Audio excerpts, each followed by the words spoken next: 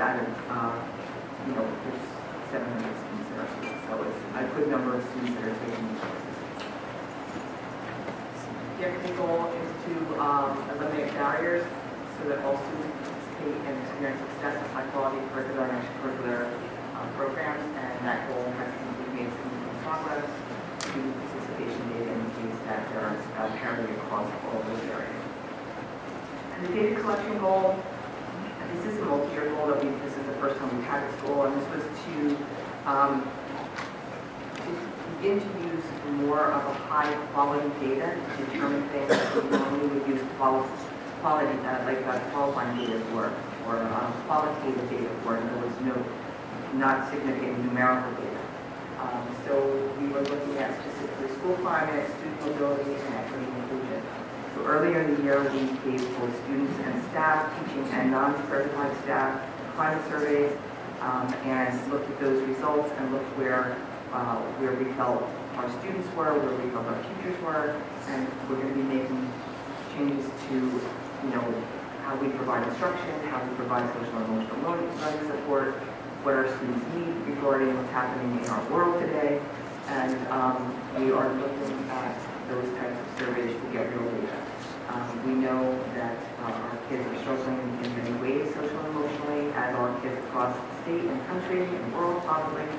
Our teachers, like other teachers across New Jersey, are suffering with low morale. It's been very hard 2+ years to be a teacher in this situation, and we're doing our best to support them.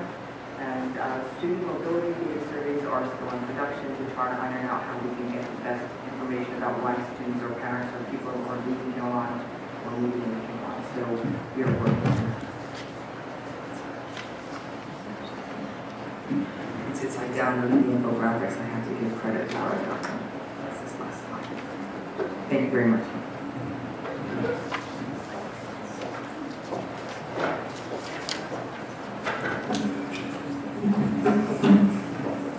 Thank you, Diane. Next up is our student representative, Joaquin. Thank you so much.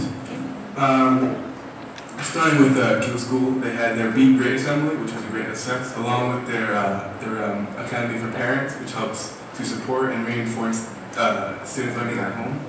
And tomorrow, the school will have their Scholastic Book Fair. In Starting Book, they also had their B grade assembly, along with the Wizards, which played basketball, the Harlem Wizards. They also had the SBTV school-wide contest for poetry, for the month of poetry. And NJSLA testing begins for them on May 2nd. In PRM, the 7th and 8th grade students are getting prepared for their spring dance, which is going to take place on Friday, April 29th. This is the first time we will have this event since 2020. And the 8th grade field trip, it will take place on May 5th. It will go to Philadelphia and Gettysburg. Our students will be seeing a variety of interesting sites, including the Gettysburg Battlefield and Museum, the Battleship of New Jersey, and the Eastern State Prison.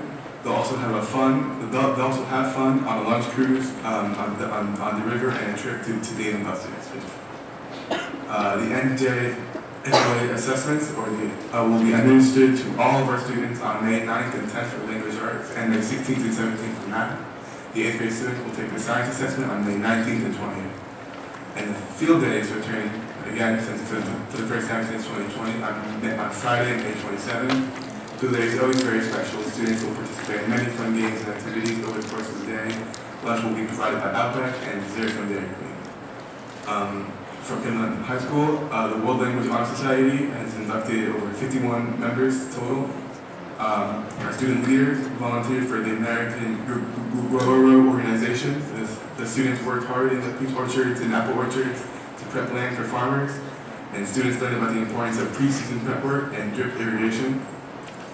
Kittledown High School will be hosting a St. Baldrick's fundraiser on June 16th from 4 o'clock to 7 o'clock p.m. to help kids with cancer. Each year, thousands of volunteers worldwide organize fundraisers such as signature head-shaving events to raise money to support childhood cancer research. To volunteer or donate, you can contact Dr. Buffy. That's it. Thank you. Thank you, Joaquin. Okay, we have petitions and hearings of citizens for agenda items only. Are there any Anyone like to come up and talk about agenda items?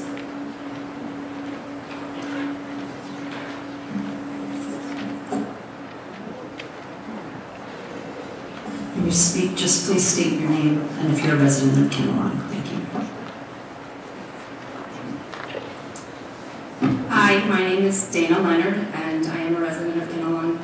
And I'd like to make some comments regarding Ken Shelton and consultants to the Kinnelon District in general. I see that on the agenda there will be a vote for an $8,000 item for his company. It appears to me that some of the new ideologies in the curriculum are so controversial and so repugnant to some that school officials are pointing not only to the state, to officials, to child experts, and now to consultants to justify changes. Recently, I obtained the confirmation that Kinnelon Schools entered into a contract with a consultant named Ken Shelton for this year. If you've researched his website, YouTube videos, podcasts, and tweets, you would be familiar with his philosophy. Ken is an open anti-capitalist. Some of his talking points include microaggressions, bias, and equity, also equality. His co-authored piece, titled "Grading is Racist, Capitalist, and Exploitative," caught my attention, and so I looked further. It goes on to say, quote, "Using an antiquated percentage system that makes it easier to fail rather than succeed, educators continue to encourage competition among students, reinforce stratification by design, and reward compliance and proficiency in a colonized and racist system of curriculum and assessments. After 2 years of stress on the children, in the past few months, Kinnelon has introduced the ideas to middle schools of transgender ideology. They've introduced a unit on privilege to middle schoolers, and now an anti-capitalist to certain high school students. This isn't academic excellence. It occurred to me that this is a systematic controlled demolition of the school system, which we are witnessing and funding.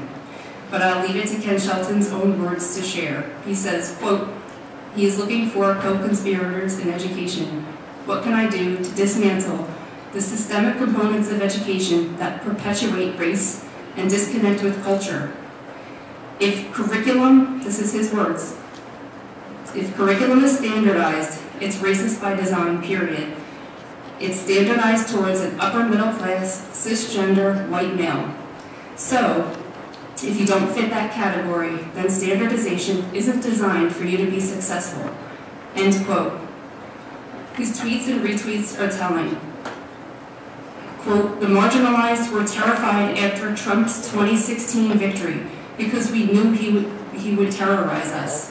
Trump supporters mourn his loss because they fear they can no longer terrorize us."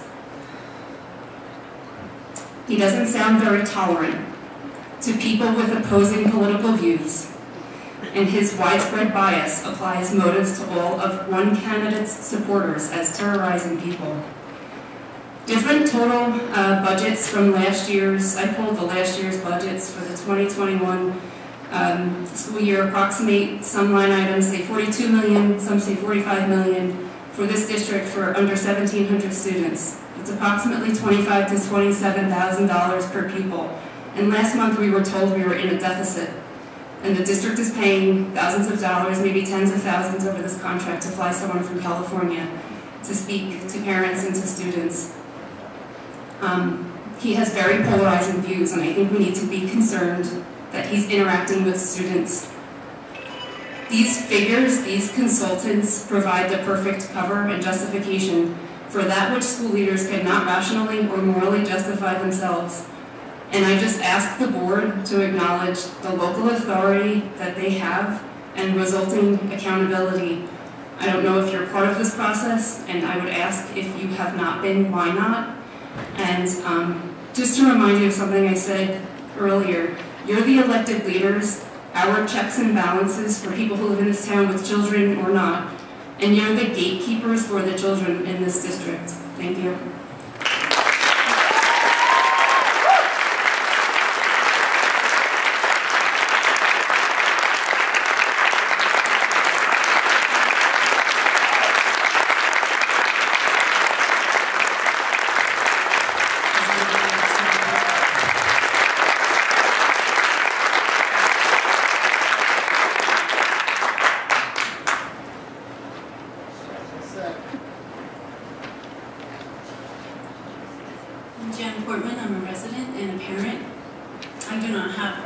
facts that she just gave us. But after hearing that, it really concerns me to see $8,000 being spent on what it appears to be somebody who is not elevating education, where we saw these standardized assessments and how we can bring students to a higher level by teaching them math and language arts and science, not any political views, not critical race theory, not any of these things. Our students need to spend this time learning good fundamental education. And I want our tax dollars to go towards that, not to these programs that I just learned a lot about. And I ask you to look into it before voting yes for it.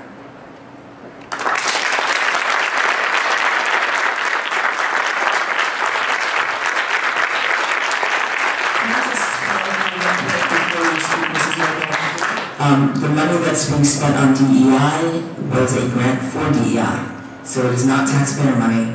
It is money that we apply for that is specific to diversity, inclusion, and equity.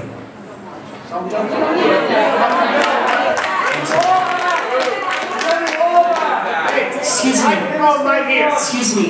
Excuse me. Right here. If you have something to say, get online and use the microphone. Don't sit out there and scream and yell. We're not going to do that tonight. If you have something to say, get online and say your piece in the microphone. State your name and say what you have to say.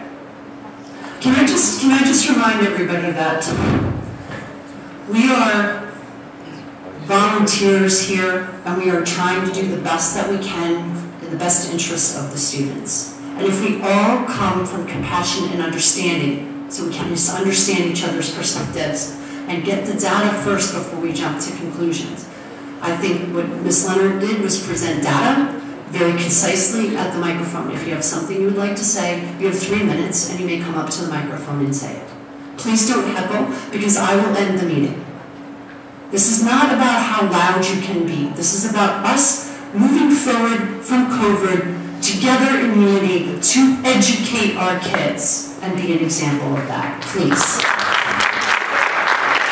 If you would like to say something, you have that opportunity. This is your opportunity to speak freely.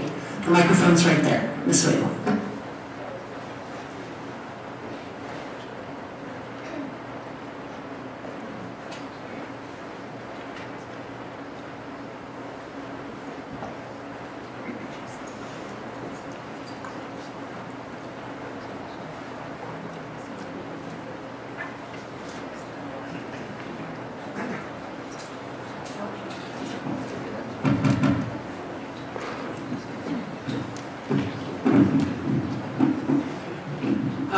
Carrie Weeble, 12th Glenrock Drive, parent. Ms. Donaldson, first I want to thank you. I think that was a great statement that you made. And Mr. Giganti, thank you for your courage as well. I want to thank the person that spoke right before me. I think Jen makes an excellent point that we want kids to learn math and learn ELA, and that's where the focus should be. What's interesting is that equity and diversity and inclusion actually raises test scores. So if we want to be higher on whatever list everyone wants to be at, this is the way to do it. The research clearly shows that providing more equitable education to kids, to all kids, to kids at their own level, raises test scores. It increases college application, it increases your possibility of getting to college. That's why they're doing this. The other thing is, the grades that Mrs. Leonard pointed out. Teachers have been struggling with grades for years, and we moved several years ago to standards-based grading in K-5, I believe. And that gives a clear picture for teachers of what kids know and don't know. I read that whole article just like Ms. Leonard. I've been an educator for 20 years.